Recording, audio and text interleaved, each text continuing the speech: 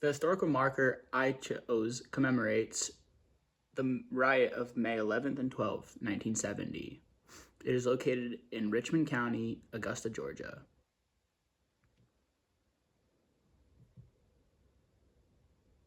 So why'd this happen? Racial tensions and discrimination were prevalent in Augusta, Georgia, and the South in general because of Jim Crow.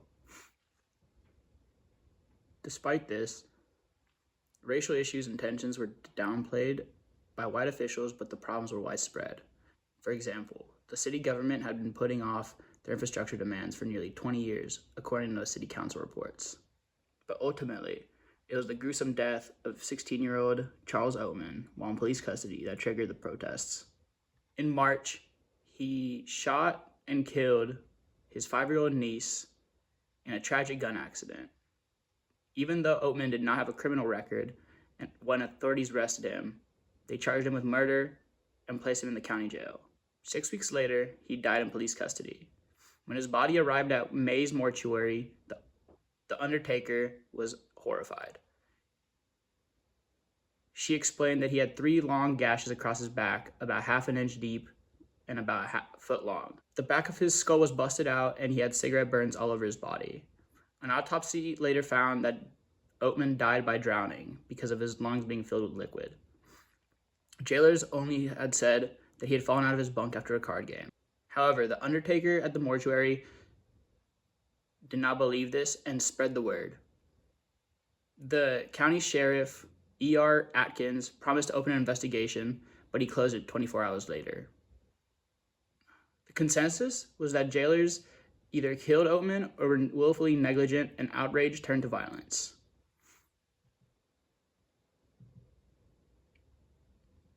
So, protesters outside the municipal building were met with armed police. A protest demanding action happened and ended when the sheriff agreed to open an investigation into the death of Oatman. However, tensions escalated during a larger demonstration at the municipal building in the following afternoon when police confronted demonstrators with rifles and shotguns drawn. A delegation meeting inside with the sheriff then came outside and conveyed the news that the investigation had concluded. The crowd demanded public officials take responsibility for Oatman's death and face consequences. After news of the investigation into Oatman's death had ended, protesters became angry. Protesters went throughout the city, destroying businesses, attacking motorists, and looting. And this picture right here shows the police presence outside the municipal building and the protesters there. Protesters targeted and destroyed white and Chinese American-owned businesses. Some African Americans felt grocery stores owned by Chinese Americans residents overcharged black customers. They also resented that Asian Americans had access to white resources like schools and theaters. In addition, such businesses were the most obvious everyday sight of the indignities and humiliations of white supremacy. By morning, the riots had ended.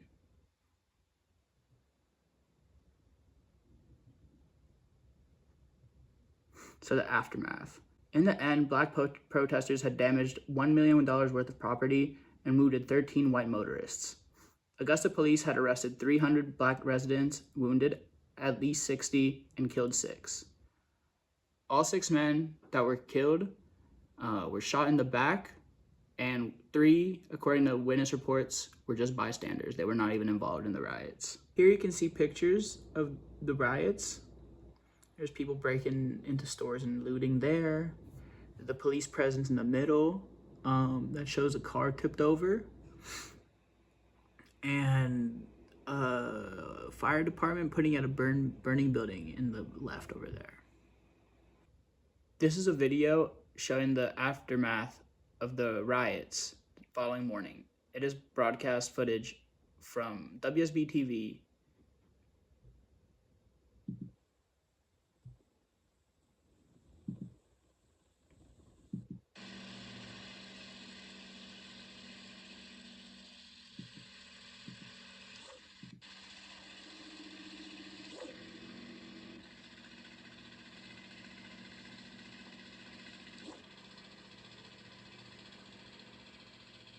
Here you can see firefighters putting out a fire, burnt down building.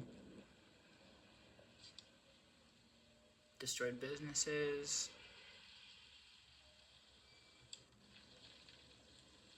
down power lines, things on fire.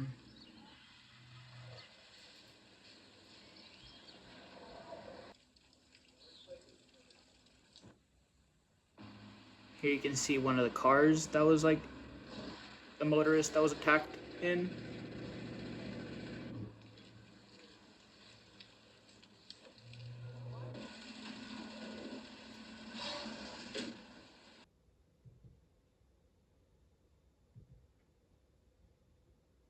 So who was president during this time, and how does this have an impact? President Richard Nixon was in office during the Augusta riot of May 11th and 12th, 1970. I believe this is significant because the unnecessary police response in Augusta mirrors that of other protests at the time. In particular, it highlights the government's position on maintaining order. Another reason it is significant that Richard Nixon was in office when the riots happened was because protests against him in the Vietnam War were very commonplace.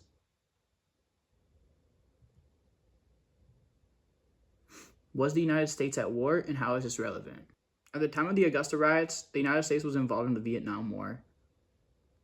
This is significant because the Kent State Massacre, a protest against the Vietnam War that turned violent and resulted in the death of innocent protesters, happened just a week before the Augusta riots. These two events highlight clashes between government authorities and civil rights of individuals. This is also significant because, like I said earlier, protests against the war and Nixon himself were very commonplace. In Kent State, a protest against Nixon's announcement that the war was expanding into Cambodia that turned violent and resulted in the death of innocent protesters occurred just a week before the riots.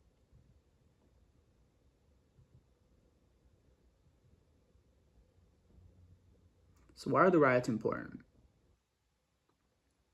It was a major civil rights event in Georgia. In fact, it was the largest black rebellion in the civil rights era South.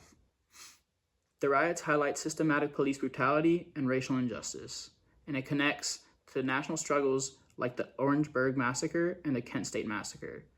And the Orangeburg Massacre was another protest that turned deadly in South Carolina, where protesters were protesting segregation at a local bowling alley. And the local highway patrol ended up opening fire on the protesters, killing 3. In addition, these riots highlight issues still going on today, like police brutality. And this picture is a picture from the George Floyd protests that happened throughout the country just a few years back. So in conclusion, the Augusta riot of May 11 and 12, 1970 was a moment of tragedy and resistance. It occurred during the Civil Rights Movement, and it was a major civil rights event, but has remained underrepresented in history books.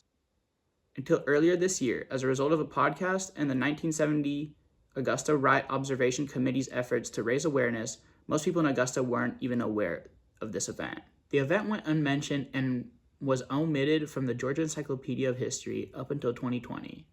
The marker itself wasn't even erected until the year 2020. And the Georgia Historical Society's director and staff say they didn't even know about it until the committee's application for a state marker was submitted. It is important to learn about this event because it is not only representative of the era it happened in, but it is also a vivid illustration of ongoing struggles for justice, equality, and an end to systematic violence against African Americans. Thanks for listening. These are my references.